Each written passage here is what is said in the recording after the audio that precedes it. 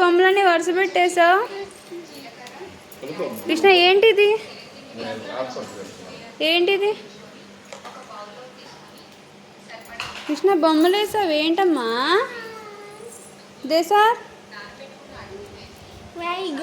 వెహికల్సా? సరే, ఇదేంటో చెప్పు. ఇది కార్ అంట, ఇది అంబులెన్స్ అంట, ఇది ఫైర్ ట్రక్ అంట, ఇదేంటి ఆటోనా, ఇది హెలికాప్టరా? చెప్పు, నాకేంటో చెప్పు.